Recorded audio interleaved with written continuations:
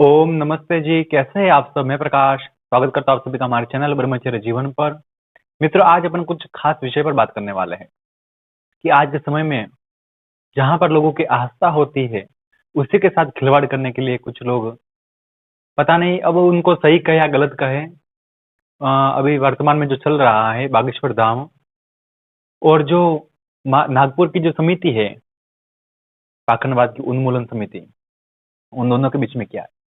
पहली बात तो भाई, मैं किसी अपने किसी के बात में पक्षधर या निपक्षधर वैसी बात नहीं है, मगर बात यहाँ पर सनातन की है, बात हिंदू की है। इस पर हमने सोचा था कि एक संदेश अपना भी जरूर होना चाहिए और जवानों के लिए सही मार्गदर्शन ये साबित हो सकता है। इस विषय पर अपन विस्तार से बात करेंगे। आगे बढ़ने से पहले वीडियो को लाइक कर लीजिए। चैनल को अभी तक आपने सब्सक्राइब नहीं किया है तो चैनल को सब्सक्राइब करें और बेल आइकन को प्रेस करें, ताकि ब्रह्मचर्य से संबंधित हर जानकारी आपको इस चैनल के माध्यम से मिलती रहेगी। पूरी जानकारी के लिए वीडियो को एंड तक जरूर देखें। चलिए आज का वीडियो शुरू करते हैं। जो भी कथा चली थी नागपुर में बागेश्वर धाम सरकार पंडित श्री धीरेन्द्र कृष्ण शास्त्री जी की, अपने भारत में मित्र में जो कहते हैं, जो अपने देश के लिए हित के लिए है, जो सनातन के हित के लिए है, जो संपूर्ण मानव के हित के लिए है, उनका मैं बहुत रेस्पेक्ट करता हूँ, बहुत इज्जत से उनका नाम लेता हूँ मैं। अभी जो 5 तारीख से और 11 तारीख के 7 दिन की कथाएं चल रही थी, उस कथा भी बहुत आ रहा, अभी लाखों की संख्या में भागवत कथा है, राम कथा है, उनकी कथा में भीड़ होती है। और जो नागपुर की जो टोना टोटका उन्मूलन समिति है, उन समिति वालों ने क्या किया, उस दौरान जब 7 दिन की कथाएं चली थी, कथा के दौरान उन्होंने ना कोई पत्र भेजा, ना किसी व्यक्ति को भेजा, और ना ही किसी तरह से उनसे संपर्क किया।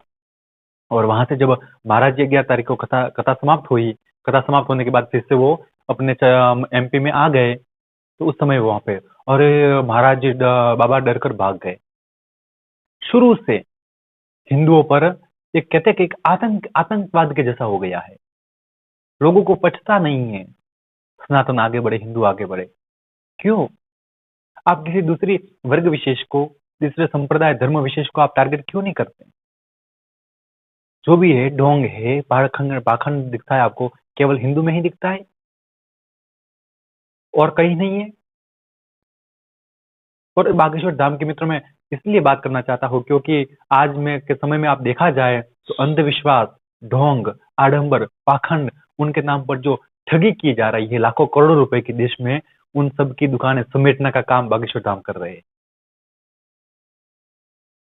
अरे उनकी दुकानदारी बंद हो रही है सबकी, जादू टोनों वालों की, तांत्रिक लोगों की, इधर से उधर मंत्र करने वाले की, धागे बनाने वालों की, कड़ा बनाने वाले की, सब कुछ चमत्कार दिखाने के लिए कुछ जादू दिखा करके लोग पैसे ठग रहे हैं। वो ठगी समाप्त हो रही है। इसी के कारण सबके पेट में दर्द हो रहा है। तो जवानों से मैं ये आग्रह और निवेदन करना चाहूंगा कि अपनी आस्था को कभी डिगाना मत।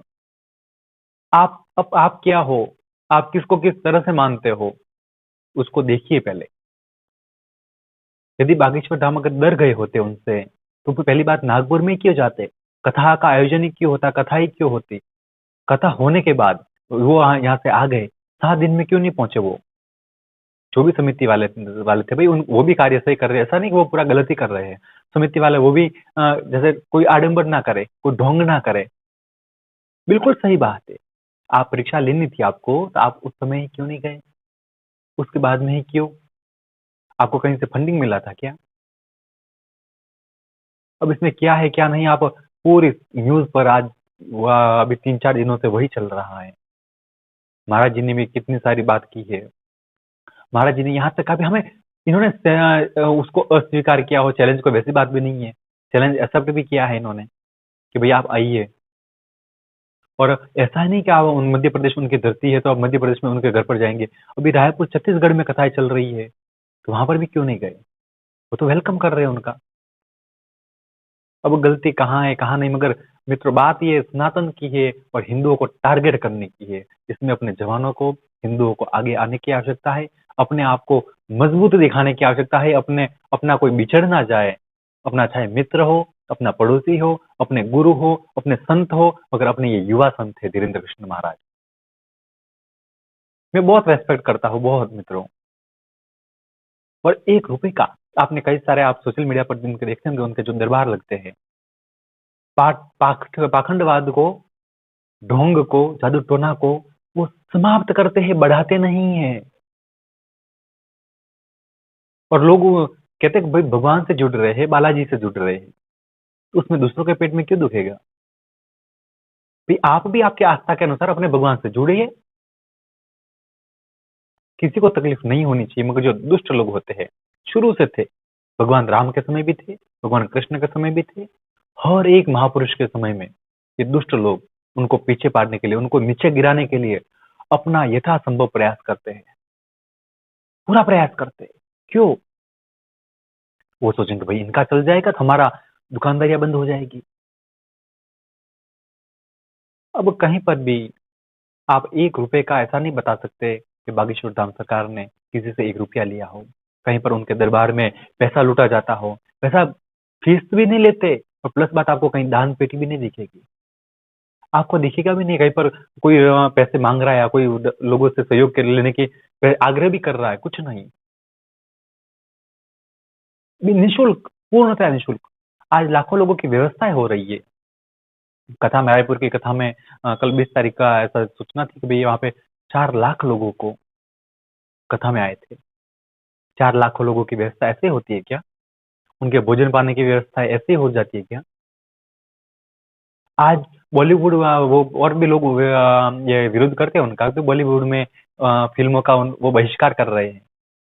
भाई आप वो तो देखिए बॉलीवुड वाले क्या दिखा रहे हैं अपने हिंदू को।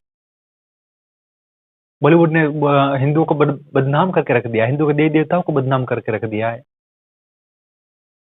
और ये अगर बोल रहे हैं तो आप इनके सामने आप आएंगे, इनका विरोध करेंगे। अरे आप थोड़ा अपनी बुद्धि से काम लीजिए, सोचिए। जो व्यक्ति खुद के लिए कार्य करता वो लोगों के सामने ऐसे निःशुल्क में काम नहीं करता। वो खुद वहां पर अपने जगह पर ही बैठ जाते, वहां पर ही लाखों की भीड़ थी, तो वो कथाएं करने के लिए सब पूरे भारत में, विश्व भर में क्यों जाते? तो वो जाते तो भी वहां से लाखों करोड़ों रुपए ले सकते थे, किसी को छोटा सा चमत्कार दिखा करके करोड़ लाखों रुपए ले सकते थे, मगर नहीं किया उन्होंने। लोगों की समस्या का समाधान करते हैं वो, फिर भी विरोधी लोगों को, उनके कहते हैं कि पूंछ में आग लगती है, तो ये आग लगती रहेगी। आप सावधान रहिए और आप अपनी बुद्धि से विचार कीजिए, कौन सही है, कौन गलत है, किसका साथ देना चाहिए, किसका नहीं देना चाहिए। हमेशा मैं कहता हूँ अपने आप को इतना मजबूत भी इतना बनाओ कि कोई बिखेर ना सके, और सेंसिटिव भी इतना बनाओ कि आप सही गलत का निर्णय भी कर सको। तो अपन को बागेश्वर धाम सरकार के साथ रहना चाहिए, उनका साथ देना चाहिए। वो भगवान का बहुत बड़ा आशीर्वाद है उनके ऊपर, साक्षात बालाजी उनके साथ है। मगर फिर भी आज के समय में जो कहते हैं कि संघे शक्ति कलौ युगे, कलयुग में संगठन की शक्ति ही सबसे बड़ी शक्ति मानी जाती है। जिनका संगठन मजबूत होगा वही व्यक्ति जीत सकता है। ये जो धर्म के लिए काम कर रहे हैं, अध्यात्म के लिए काम कर रहे हैं, हिंदू के लिए, सनातन के लिए कार्य कर रहे हैं, अपने भारत वर्ष के लिए काम कर रहे हैं, तो आपको भी उनका साथ अवश्य देना चाहिए। ये मेरा अनुरोध है।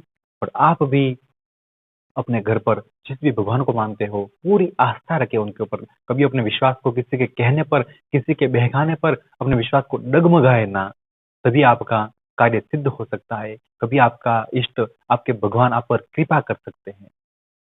किसी के कहने पर आप बहक गए, किसी के छोटे से बहकाव में आकर के आप भूल गए, नहीं ये कौन, ये क्या, ये क्या, तो फिर कुछ नहीं हो पाएगा। इसलिए अपनी शक्ति को पहचानिए, और जो बागेश्वर धाम सरकार कर रहे हैं और आगे जो भी करेंगे, परमात्मा सदा उनके साथ है। उनका ऊपर बहुत बड़ा अनुग्रह है परमात्मा का और गुरु कृपा का। आज भगवान ही, मैं तो कहता हूँ नर में ही नारायण होते हैं, तो उनका साक्षात्कार ऐसा और देखने को कहाँ मिलेगा अपन को।